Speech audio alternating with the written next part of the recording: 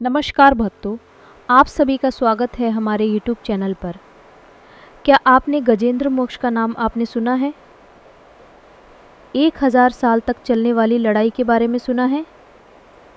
कभी सोचा है, जब जीवन और मृत्यु के बीच केवल एक सांस का फासला हो, तब एक जीव अपने इष्ट को कैसे पुकारता है? यह कहानी है उस पुकार की, उस भक्ति की, जिसने स्वयं श्री हरि विष्णु को बैकुंठ से पृथ्वी पर आने पर विवश कर दिया। यह है गजेंद्र मोक्ष की कथा।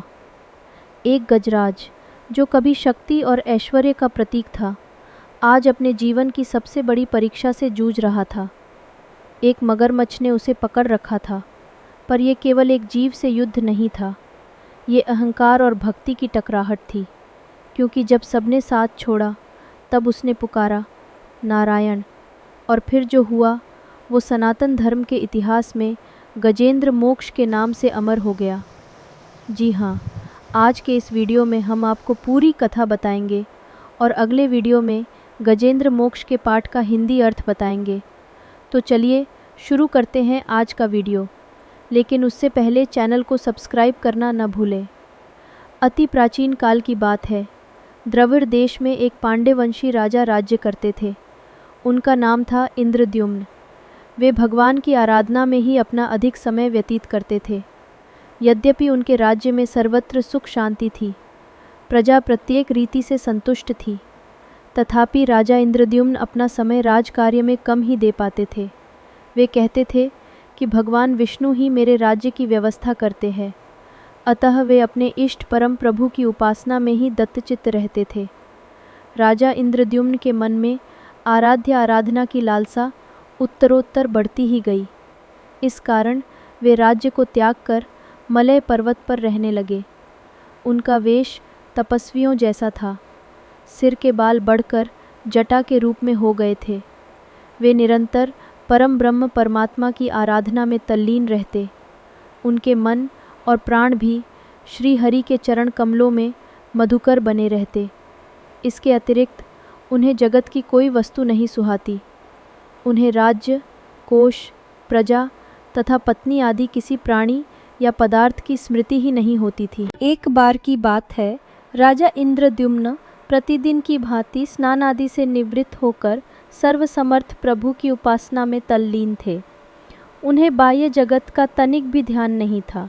संयोगवश उसी समय महर्षि अगस्त्य अपने समस्त शिष्यों के साथ वहां पहुंच गए, लेकिन न पाद, न अग्र्य और न स्वागत। मौनव्रती राजा इंद्रद्युम्न परम प्रभु के ध्यान में निमग्न थे। इससे महर्षि अगस्त्य कुपित हो गए। उन्होंने इंद्रद्युम्न को शाप दे दिया। इस राजा ने गुरुजनों से शिक्षा नहीं ग्रहण की है और अभिमानवश परोपकार से निवृत्त होकर मनमानी कर रहा है। ऋषियों का अपमान करने वाला यह राजा हाथी के समान जड़ बुद्धि है, इसलिए इसे घोर अज्ञानमयी हाथी की योनि प्राप्त हो। महर्षि अगस्त्य भगवत भक्त इंद्रद्युम्न को यह शाप देकर चले गए। राजा इंद्रद्युम्न ने इसे श्री भगवान का मंगलमय विधान समझकर प्रभु के चरणों में सिर रख दिया। क्षीराब्धि में 10 सहस्त्र योजन लंबा, चौड़ा और ऊंचा त्रिकुट नामक पर्वत था। वह पर्वत अत्यंत सुंदर एवं श्रेष्ठ था। उस पर्वतराज त्रिकुट की तराई में ऋतुमान नामक भगवान वरुण का क्रीड़ा कानन था। उसके चारों ओर दिव्य वृक्ष सुशोभित थे। वे वृक्ष सदा पुष्पों और फूलों से लदे रहते थे। उसी क्रीड़ा कानन ऋतुमान के समीप पर्वत श्रेष्ठ त्रिकुट के गहन वन में हथनियों के साथ अत्यंत शक्तिशाली और अमित पराक्रमी गजेंद्र रहता था।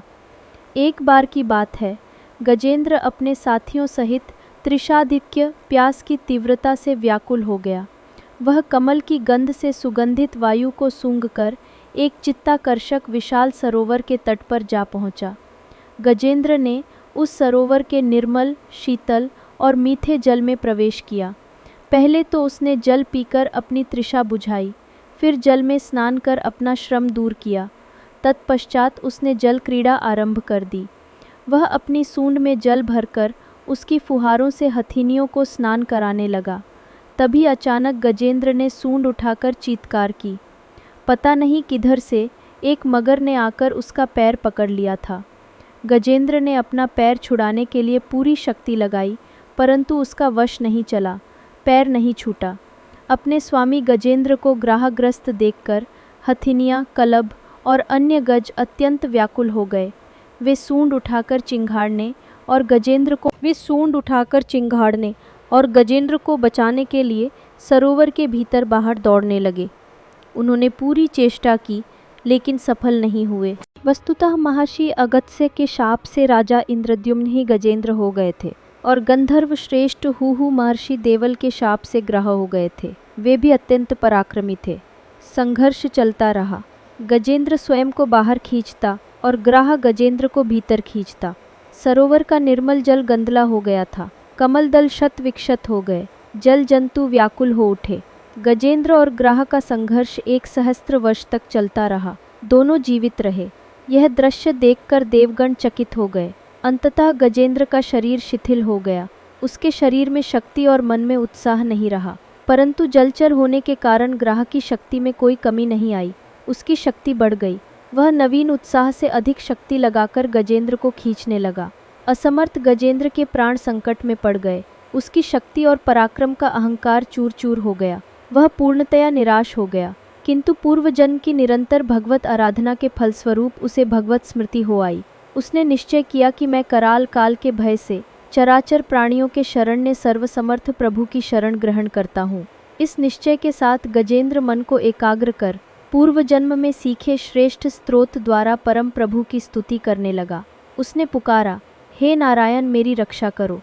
और उसी क्षण बैकुंठ में विराजमान श्री हरि विष्णु अपना सुदर्शन चक्र लेकर गरुड़ पर सवार हो उस ओर प्रस्थान करते हैं। गजेंद्र को अत्यंत पीड़ित देखकर भगवान विष्णु गरुड़ की पीठ से कूद पड़े और गजेंद्र के साथ ग्राह को भी सरोवर से बाहर खींच लाए और तुरंत अपने तीक्ष्ण चक्र से ग्राह का मुंह फाड़कर गजेंद्र को मुक्त कर दिया। कोई नियम, कोई विधि, कोई पूजा नहीं, सिर्फ एक निष्कलंक पुकार थी और वह भी भगवान को बांध लाई। भगवान विष्णु ने आते ही सुदर्शन से मगरमच्छ का वध किया। ब्रह्मादि देवगण श्री हरि की प्रशंसा करते हुए उनके ऊपर स्वर्गिक सुमनों की वृष्टि करने लगे। सिद्ध और ऋषि महर्षि परब्रह्म भगवान विष्णु का गुणगान करने लगे। ग्राह दिव्य शरीरधारी हो गया। उसने विष्णु के चरणों में सिर रखकर प्रणाम किया और भगवान विष्णु के गुणों की प्रशंसा करने लगा। भगवान विष्णु के मंगलमय वरद हस्त के स्पर्श से पाप मुक्त होकर अभिशप्त हुहु गंधर्व ने प्रभु की परिक्रमा की और उनके त्रैलोक के वंदित चरण कमलों में प्रणाम कर अपने लोक चला गया। भगवान विष्णु ने गजेंद्र का उद्धार कर उसे अपना पार्षद बना लिया। गंधर्व, सिद्ध और देवगण उनकी लीला का गान करने लगे। गजेंद्र की स्तुति से प्रसन्न होकर भगवान विष्णु ने सबके समक्ष कहा, प्यारे गजेंद्र, जो लोग ब्रह्म मुहूर्त में उठकर तुम्हारी की हुई स्तुति से मेरा स्तवन करेंगे, उन्हें मैं मृत्यु के समय निर्मल बुद्धि का दान करूँगा। यह कहकर भगवान विष्णु ने पार्षद रूप में गजेंद्र को साथ लिया और गरुड़ारूढ़ होकर अपने दिव्य धाम को चले गए। भक्ति अगर सच्ची हो तो न समय मायने रखता है, न विधि। एक पुकार और भगवान दौड़े चले आते हैं। ये कथा यही समाप्त हुई और अब अगले वीडियो में आपको गजेंद्र मोक्ष पाठ का अर्थ बताऊंगी। जय श्री हरि विष्णु, जय गजेंद्र मोक्ष।